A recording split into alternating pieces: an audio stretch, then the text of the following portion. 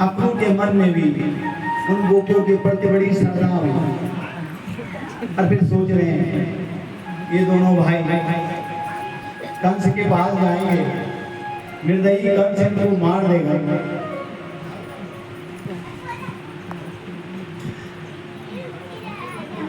कंस इनका मर्दन कर देगा।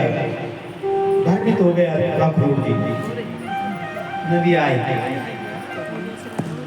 अक्रूर जी ने वहां पर अपना रथ रोका और प्यास के बहाने यमुना में गए। मन में विचार किया कि चलो एक गोता लगा लो। महाराज जैसे गोता लगा रहे हैं, क्या देखते हैं नीचे ब्रह्मांड ही, संपूर्ण ब्रह्मांड आ गया। क्षीर सागर देख रहे हैं, क्षीर सागर में शेष संज्ञा पे भगवान कृष्ण को देख रहे हैं। वो सोच रहे हैं कि मुझे भ्रम तो नहीं हुआ। एकदम से ऊपर आए, ऊपर क्या देखते हैं, कृष्ण और बलराम। फिर नीचे जाते हैं, फिर वही दृश्य दिखता है। तब अक्रूर जी को विश्वास हो जाता है कि परम ब्रह्म परमेश्वर है, इनका कोई कुछ नहीं बिगाड़ सकता। अक्रूर भी ले गया। अब आने वक्त तेरी मुरली की धुन सुनना मैं परवाने से आई हूँ। तेरी मुरली की धुन सुनकर मैं बरसाने से आई हूँ। मैं बरसाने से आई हूँ।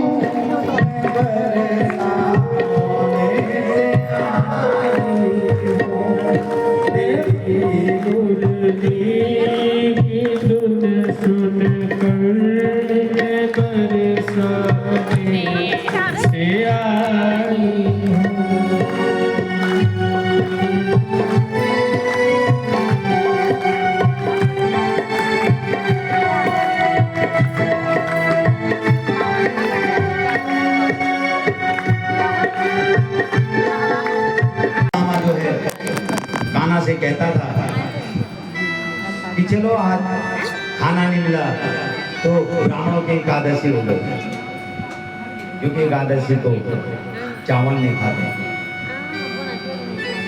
महाराज एक दिन गुरु माता ने कुछ चने दिए और ये चने किसी के थे।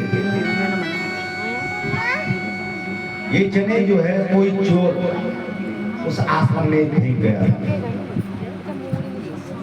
एक वृद्ध माता थी, बहुत गरीब थी, भूख प्यास से बड़ा विचलित थी। तब किसी सेठ ने उसको एक थोड़ा सा गुड़ चना दिया था, चना वो फूट गई। इतने में एक चोर आया। अब चोर ने जो है वो पोटली छीन ली। उसके पीछे कुछ कुत्ते दौड़ गए।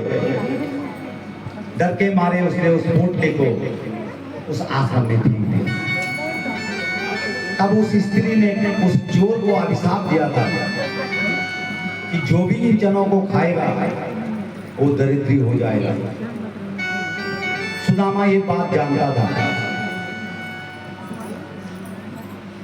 अब सुदामा भगवान से बड़ा अनुराग करता था, प्रेम करता था, मित्र बनाया।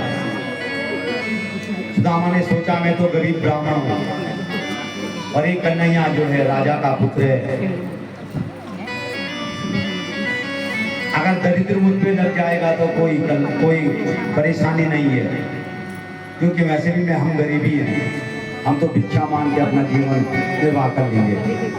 लेकिन यदि ये राजा का लड़का, ये कृष्ण, यदि इस पे दरिद्रता लगी तो फिर कहाँ भटकता रहेगा। सच्चा मित्र वही है जो कि मित्र के सुख दुख में काम आए, अन्यथा मित्र तो बहुत बनते हैं, यही सच्चे मित्र हैं। भीष्म और उनके 5 पुत्र थे और एक कन्या थी, उसका नाम था रुक्मणी। बड़े लड़के का नाम था रुक्मी।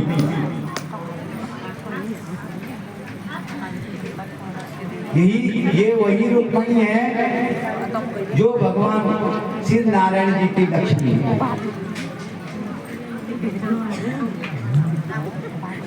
आज ये रुक्मणी भगवान को पुकार रही है, क्योंकि भगवान का रूप रंग, भगवान के कार्य, भगवान का ढंग, भगवान का चक्र, भगवान की दया, भगवान करुणानिधि के गुणों पर ये भी जाता है। बिना देखे ही भगवान से अनुराग करती है, प्रेम कर देती है। मन में ये भाव लेती है यदि मेरा विवाह कृष्ण से नहीं हुआ तो फिर मैं विवाह ही नहीं करूंगी, अपने प्राणों को त्याग दूंगी। इधर रुक्मी का एक मित्र था शिशुपाल, और ये अपनी बहन रुक्मिणी का विवाह शिशुपाल से करना चाहता था। महाराज विवाह के संबंध में संपूर्ण बात हो चुकी थी, बारात को शिशुपाल ने लाना था। अब ये रुक्मिणी जब भगवान से अनुराग करती थी, प्रेम करती थी, लेकिन भाई का डर था और भाई के डर के कारण नहीं बोल सकती थी। और भाई भी भीष्मक जो उसके पिता थे वो भी डरते थे, हमारा जब वो भी डरते थे तो कौन रुक्मिणी का साथ देगा। रुक्मिणी डरी डरी थी, अपनी माँ को बताया, और जब माँ को बताया तुम्हारा माँ क्या कर सकती थी, मजबूर बेचारी कुछ नहीं कर सकती। इधर सदैव नाम के गुंजे कुल पुरोहित थे, और जब कुल पुरोहित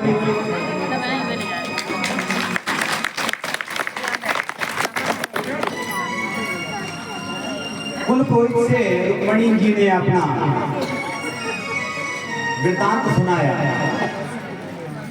गुरु की आज्ञा में। गुरु आशीर्वाद देते हैं, गुरु जब कृपा करते हैं तो सारे कार्य सुधर जाते हैं। हम प्रणाम करते हैं, किसी को हम प्रणाम करते हैं, दूर से ही हम बिल्कुल दूर से ही प्रणाम। अब जब हम प्रणाम करते हैं तो महाराज प्रणाम के भी अनेक अनेक ढंग हुए, लेकिन असली प्रणाम जो होता है वो पैरों में होता है। और मंदिरों में दर्शन करवा के विवाह मंडप पे आए। जब विवाह मंडप पे आए तो ब्राह्मणों को बुलाया और ब्राह्मणों ने स्वस्थ वाचन करते हुए रुक्मिणी और कृष्ण का विवाह किया। ओम स्वस्ति न इंद्रो वृद्धश्रवाः स्वस्ति नः पूषा विश्ववेदाः स्वस्ति नस्तार्क्ष्यो अरिष्टानेमिः स्वस्ति नो बृहस्पतिर्दधातु बृहस्पतिर्मरुता श्रीमातरः योगमायाः अग्निर्जुग्वा मानवाः शूरचक्षुषुभयनो देवा आवशागमन्दिः। जयमाला करो भद्रं कर्णे जयमाला हो रही है। देवा लक्ष्मी जी ने रुक्मणी जी ने और भगवान श्री कृष्ण ने विवाह किया। आज हमारे लाला, आज हमारे कन्हैया कृष्ण कन्हैया रुक्मणी को जयमाला पहना रहे हैं। और संग संग रुक्मणी जी ने भी जयमाला पहनाया और भगवान कृष्ण और रुक्मणी सातों जन्मों के लिए एक हो गए। बोलो रुक्मणी कृष्ण भगवान की, द्वारिकानाथ भगवान की। हमारा इधर जब ये 1800